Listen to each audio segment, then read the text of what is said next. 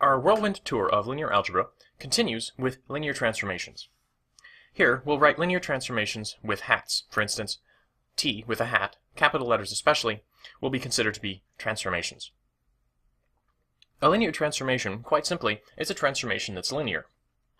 What it means for something to be linear is if I apply the transformation to a times the vector alpha plus b times the vector beta, I get a times the transformation t applied to the vector alpha plus b times t applied to the vector beta.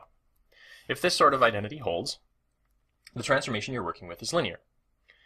It's difficult to work with transformations in general, so it's useful to consider what a transformation looks like if we have a vector in a particular basis. So suppose I have a set of basis vectors, x sub I. I'm not telling you how big this set of basis vectors is, but if we have our transformation applied to the basis vector x sub I, let's say x sub 1 in particular, that transformation applied to a basis vector will be given by another vector, which is in general going to be expressed as a sum of basis vectors.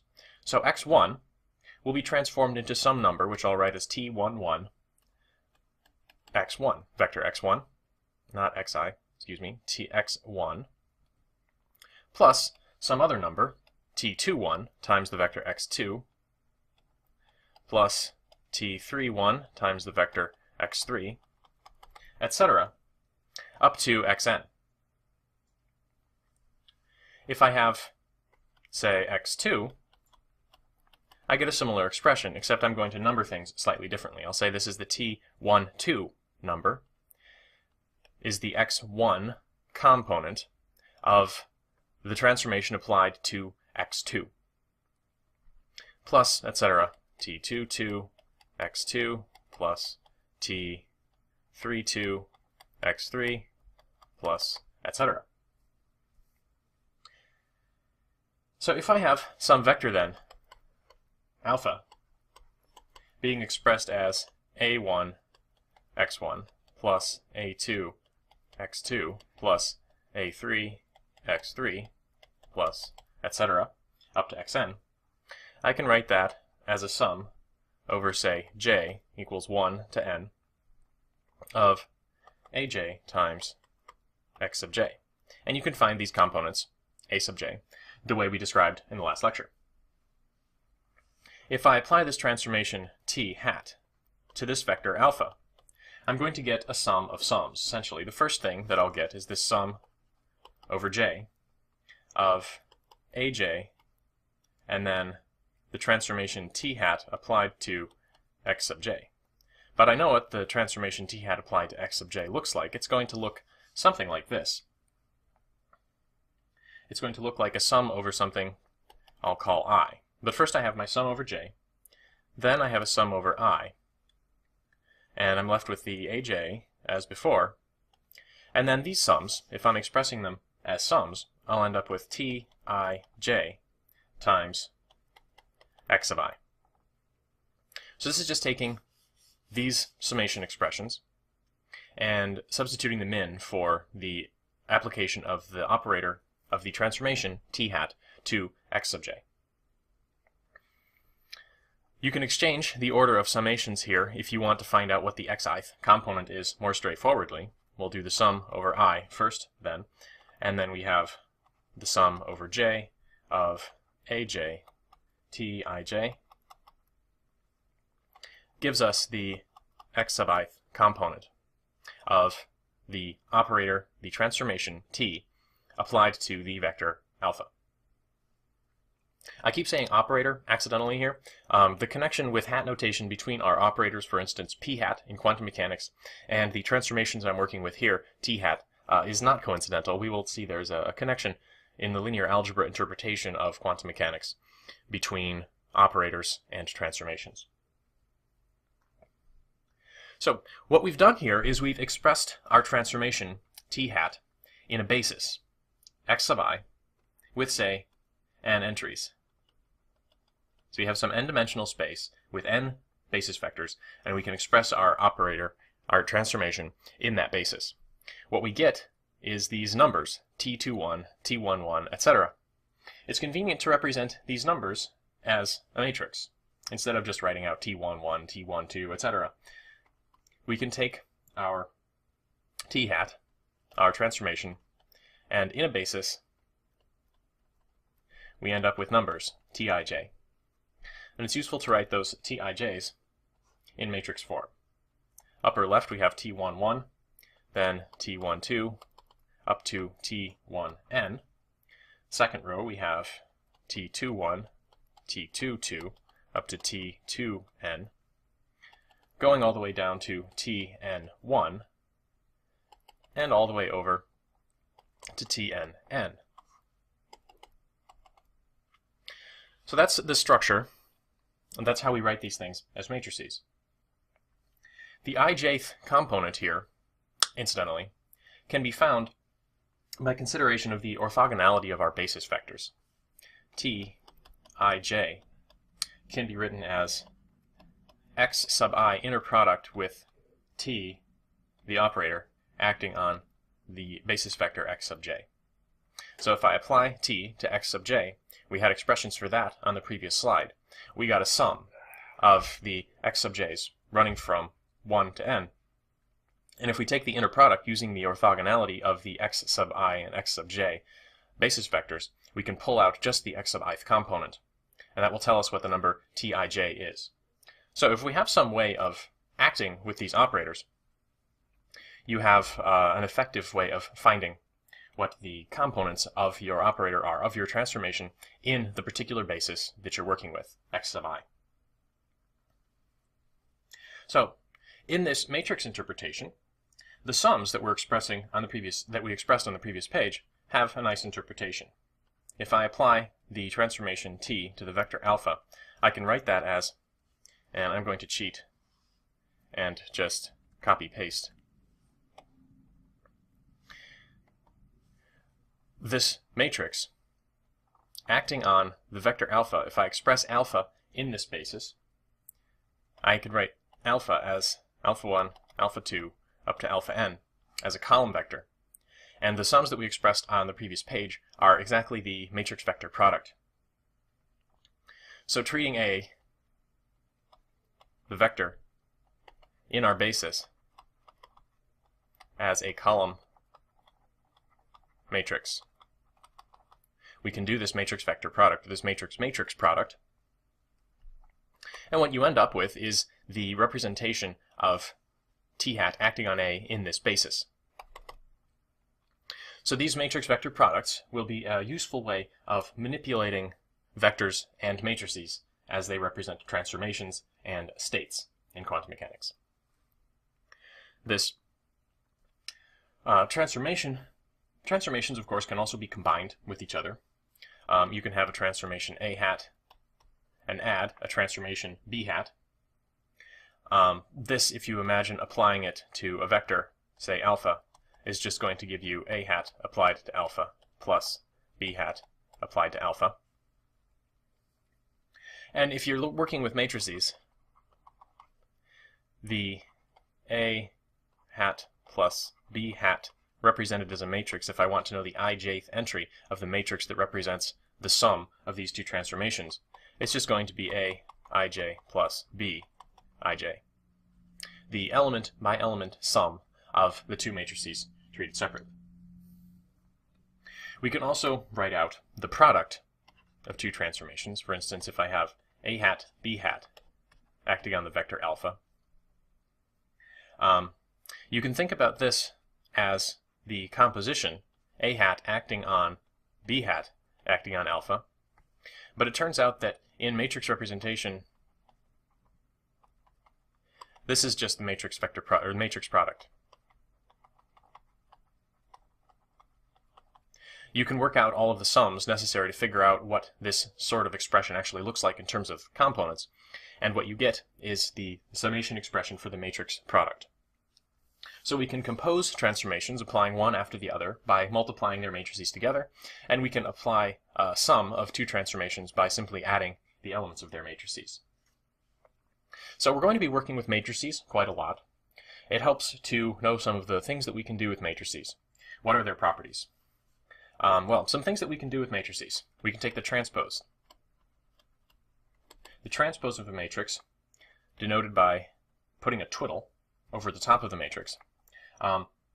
If I have some matrix Aij that I want to transpose, that is the ijth entry of the transpose of A is Aj, exchanging the order of the indices in our matrix. Essentially, this means taking an entry below the diagonal and swapping it for the identical entry above the diagonal, flipping the matrix across the diagonal. We say a matrix is symmetric if the transpose of the matrix is equal to the matrix. Essentially, taking the transpose does nothing. And we say a matrix is antisymmetric if taking the transpose gives you the matrix back with a minus sign, if taking the transpose flips the sign. Essentially, if all the entries above the diagonal are the same as the entries below the diagonal, but with a minus sign. We can also take the complex conjugate of a matrix, which we'll write as A star, using our complex conjugate notation, and that's relatively straightforward. If I have some matrix A star and I want to know the ijth component, it's just Aij complex conjugated. Let me simplify my notation a little bit. If I have A star and I want to know the ijth entry, I have the complex conjugate of the ijth entry of A. It didn't really matter how I wrote that. To take the complex conjugate of a matrix, you take the complex conjugate of all the elements of the matrix. We describe then a matrix as real if the complex conjugate of the matrix is equal to the matrix, and imaginary if the complex conjugate of the matrix is equal to minus the matrix. If all the elements are real, you have a real matrix. If all the elements are imaginary, you have an imaginary matrix. Where things start to get interesting now is defining combinations of these operators. The Hermitian conjugate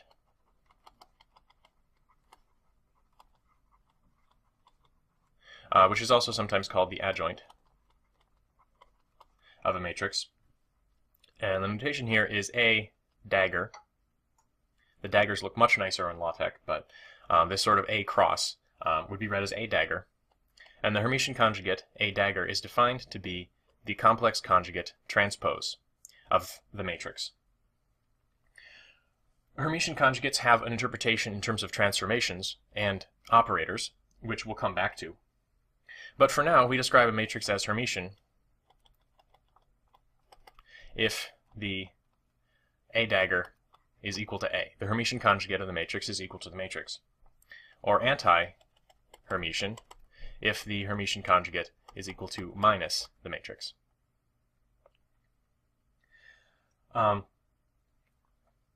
Coming back to our inner product, if we're representing states as vectors, if I have something like alpha, beta, the inner product, alpha, beta, I mentioned now that the alpha written as a bra as opposed to beta, which is written as a ket. The difference between bras and kets here is has something to do with the complex conjugate. If we're writing alpha and beta in a basis as vectors, the matrix product here, which is what we're working with, the dot product of the two vectors, can be written as alpha dagger as a matrix times beta. So alpha dagger, and I didn't really make that look like a dagger. To distinguish it from star, I need to elongate things a little bit. Alpha dagger times beta. The vector representation of alpha in a basis is, as it was in the previous page, a column matrix. Alpha dagger, then, the complex conjugate transpose, is going to be a row matrix. Beta, again, not being Hermitian conjugated, is going to be a column matrix. And I can take a row matrix and multiply it by a column matrix, and I'm just going to get a matrix with only one entry in it, a scalar, essentially. So that's how these sorts of properties work out. Transposing matrices, we'll talk about the symmetry of matrices, we'll talk about the Hermitian conjugates of matrices, Hermitian matrices versus anti-Hermitian matrices, and to close the loop a little bit back to what we talked about with inner products, Hermitian conjugates are what you need to convert your column matrix representation into a row matrix complex conjugate representation to actually end up with a sensible inner product of matrices in this complex number space. That's not all, though. We've got more matrix properties to work with. Back when we were talking about operators in quantum mechanics, we defined something called the commutator. We can define commutators in terms of matrices as well. And if I have some matrix A, the commutator with A with some matrix B is same as it was in operators, AB minus BA. Except now we're talking about the matrix product AB subtracting the matrix product BA. Matrix products are non-commutative, same as operators are non-commutative in quantum mechanics, and the connections are starting to become a little more clear. We can take the transpose of a product, AB, and if I have AB, the product, transposed, that's equal to B transposed times A transposed. So the transpose of the product is the product of the transposes, but in the opposite order. This follows over to Hermitian conjugates as well. If I have a matrix product AB that I want to take the Hermitian conjugate of, I get the Hermitian conjugate of B multiplied by the Hermitian conjugate of A. Just for the sake of clarifying notation, we also have a unit matrix, which is a matrix with ones down the main diagonal and zeros off the main diagonal. For instance, if I wanted to know the ijth entry of my identity matrix, it's the Kronecker delta, which we learned about earlier when we were talking about orthogonality. That's still not it. There are still more matrix properties. Things to mention that you need to remember. The inverse of a matrix, denoted A to the minus 1, is defined such that A to the minus 1 times A is equal to A times A to the minus 1 is equal to my identity matrix. If you can find an inverse like this, these products work out. There isn't always an inverse. You have an inverse if and only if the determinant of your matrix is non-zero. So you need to remember determinants, which I'll just write as det of A. Your determinant of A is not equal to 0. This inverse also behaves a little bit like the Hermitian conjugate in the transpose, in the sense that if I have some matrix AB inverse, it's the inverse of B times the inverse of A, which you can see pretty easily by thinking about what would it mean to take the inverse of AB. Well, I would have AB times its inverse has to give me the identity, and you have to reverse the order in order to make that happen, because then I could identify B times B inverse as the identity. Pull that out, essentially, since it's going to do nothing if it's sandwiched between two other matrices. And then A times A inverse would also give me the identity, and I'd just be left with the identity. One last property to mention, I think that's about it, yeah. Unitarity. We describe a matrix as unitary if the Hermitian conjugate of the matrix is the inverse of the matrix. So I can take this little horizontal line and push it a little bit to the left. No. Notationally speaking, there is a lot of things to keep track of here. We have a dagger, we have a star, we have a twiddle, we have a minus 1. We have the determinant of A. And they all interact in ways that you need to keep straight. But unitary matrices will play a special role in quantum mechanics. The last thing I want to mention in this lecture about transformations and matrices is how to change the basis of a matrix.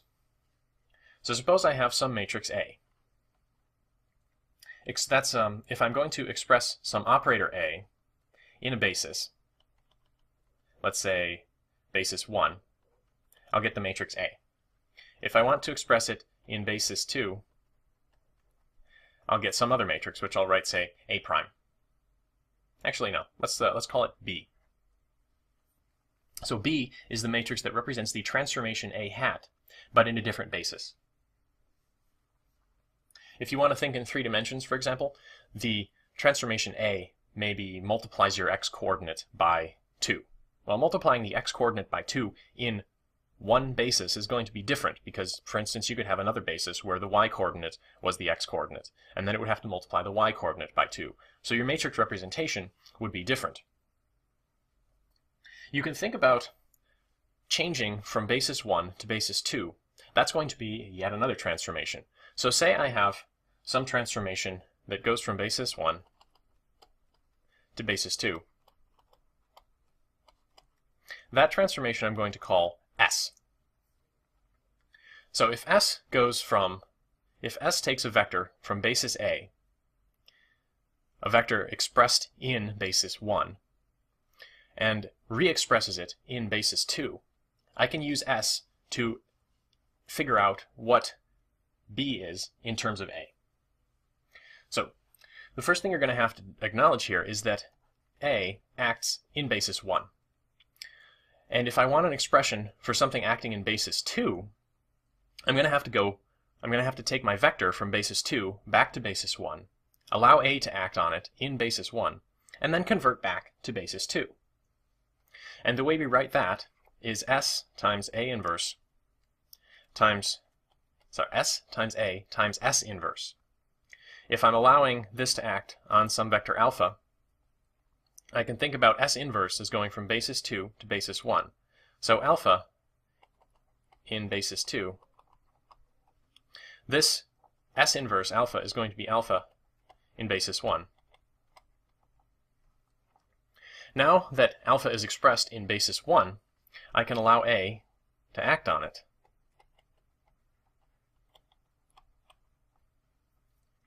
That will give me another vector also expressed in the basis where A operates, basis 1.